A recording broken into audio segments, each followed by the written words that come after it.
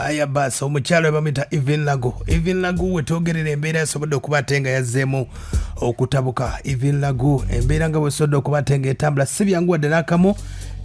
Wano nno tusobodde okuba nga tutegeerera nti amaze agenda myezi ng'ebiri ng'ali kiruddu omukyalo ono. Obulwadde obumutawaanya agamba nti mutima na nsigo omukyalo ono. Evelyn Lagu azaalibwa sayidi ze Kalungu. Okuyimba asobodde okuba nga ayimba n'emizannyo asobodde okuba nga agizannya. Wabula embeera eno wesobodde okuba nga ejjawo bw'oba teweerabidde okuva 2019 nno twasobola okuba nga tutandika okumanya endwadde ey'omukyalo Evelyn Lagu n'asobola okuba nga n'ejjo lw'abalamu yasobola okuba nga agendako eyo mu ttake okuba nga bamutereezaamu naye tebyasobola kuba nga bitambula bulungi. Wano nno Evelyn Lagu yasobodde okuba nga ategeeza nti waliwo n'abamukuba ekikono, waliwo akasente akali kalina okukola ku flight okuva mu ttake akali kava wa Jerusalem Sale abatabanya ngamba basobola okuba nga bakamulyako ne weewuunya embeera eyo. Evelyn Lagu agambye nti tayagadde nnyo okusaba bantu ssente olw'embeera nti covid asobodde okuba nga bayiseemu, wabula bakwano be abazannyi ba firimu n'emikwano gy'abayimbi basobodde okuba bamutegeeza ite ab'amawulire asobole okuba nga bategeeza ekyo bayinza okuba nga bamuteerako mu mbeera yonna nga bwesobodde okuba ng'etambula. Wadde ng'agamba nti bangi nnyo basobodde okuba nga bagamba akasente balina, naye asobodde okuba nga agambye kakuba ekiyinja mu kasaka alabe ekinaavaayo mu mbeera eno. Evelyn Lagu naye ng'embeera si nnyangu.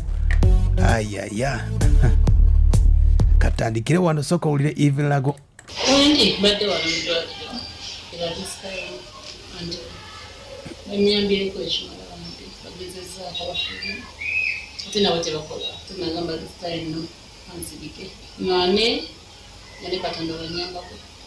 My family nyambako, my immediate friends, another 2 months.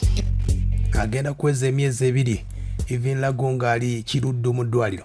This time sayagala kutawanya abantu bambi bakoowa, abantu bagezezzaako, abantu banyambye, abantu bandabiridde up to now. Waliwo tiimu eri mu America banange batumiddeko nnyo, waliwo tiimu Turkey. Singa bw'omanyi nti Evelyn embeera zange ozimanyi bulungi, siri muntu wakusabiriza, kimpa hard time n'okujja okuvaayo nti navaayo nenjogera bira kinnuma nnyo lwakuba munaye natuuka nennemererwa kubanga binaku nabeeranga n'ebizibu nembimala oba ne bannyambako abewaka my family era njebaza nnyo this time yakola omulimu gw'amaanyi ebangulira ne tiketi yankomyawo nakomawo before time naye nagula tiketi ng'erina okunkomyawo but nayina ate okudda nga tiketi tenatuusa time tenatuuka kubanga sente zaali ziweddewo. Omuntu yatusuubiza sente nti agenda zituweereza ngende bantandikeko treatment. Evelyn Lagu wano wategeereza nti akasente abali bamusuubiza akasente bwe kave wa Jerusalem Sale waliwo abakalya bazirya zaali zina kuva wa mwami Salimu omanyira ebikono bawo naye si kirungi kuzanyira mu life ya munno. Right now buli muntu alina ebizibu bye, ebizibu nti abantu tebakola, abantu covid nabo abatwala abanebaza abasawo bonna emikono gyempiseemu kubanze tuuka wano wendi ndi mu operations 12 on my life. Ngenda waliwo gye bagenda okukola kati bagenda okukola 13. So I buy medicine, waliwo balina okunkuba every after 2 weeks, balina okunkuba buli nnaku.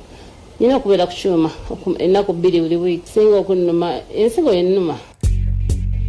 Ensigo yesinga okuba nga emuluma. Evelyn Lagu wano asobodde okuba nga yabazza abayimbi abamubeereddewo mu mbeera nga bwetambula era n'asobola okuba nga akabira bannayuganda abategeeza nti ennyumba gye yali ayina bye bimu ku byamuyambako okumujjanjaba obulwadde oli obwasookera okugenda mu ttake era agamba nti ennyumba tayinaawo wadde n'akamu ne waliwo omuzira kisa amuwadde ettaka n'agambye n'akamotoka tayina. Ndi mu ddwaliro naye ogamba siri mu ddwaliro ku byokulya kazibeera wano Mary Bata n'akuweereza ekikoko Karo Nanto ng'akuweereza keeki. Waliwo omukyala yalaba nga my house was sold kuba nalina okwejjanjaba yangulidde ettaka akamotoka nakatunda n'agamba tofa Evelyn Mukama ajja kuleeta n'emmotoka.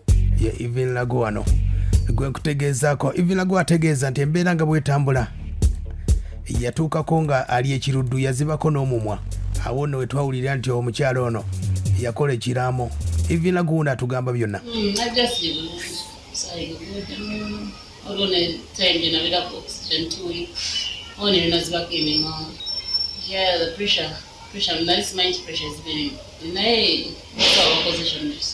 But it's true, you're college now. We've never been on the college now. But you don't know when you're going. Well, yeah, I told that I'm going to never it was talking. We're doing it, doing up my auntie, doing up. As I arrange, I'll be fine. I'll be fine, like, katala tandekede. Batandekede na wano wins. Shimanyi kila sasa ya Evelyn Lagu wano ategeezezza nno embeera we beetambudde bulungi nassuuka ateekateeka okuba ate nga akolayo concert ey'okwebaza abantu oba oli abo banaasobola okuba ate nga bamuyambako mu mbeera yonna agenda kutalaaga eggwanga lyonna ng'abeebaza n'okubateerawo embeera y'okumuyamba.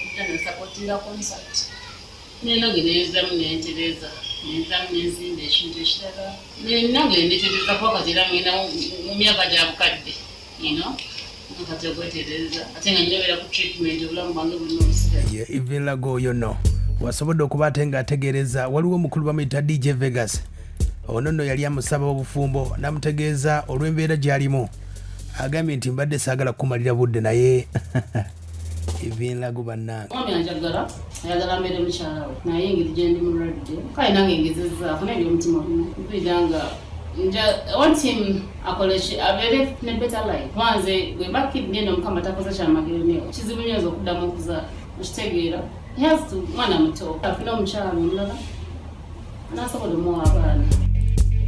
Wano nno omukulu gwe bayita Bosa Serunkuuma asobodde okuba ate nga yeebazizza abawagizi bonna n'abawana akanamba ka Evelyn Lagu abayinza okuba ate nga bamukwasizaako mu mbeera nga bweri. Agenda atereramu okwo tali bubi nnyo nga bamutwalirayo naye ng'obwetaavu bukyalimu era twali tulowooza nti tusooke tulabe embeera oba oli awo anaatereera nga tulina kutegeeza abalala tugenza okulaba tutyanya ate bagamba asiika obulamu omukono tassa banaatugamba batya oluvannyuma lwaki temwatugamba luli nga twasobola kwe kusalawo twongere tukuba omulanga namba ye yennyini gye tujja okukozesa 0753 42 42 37.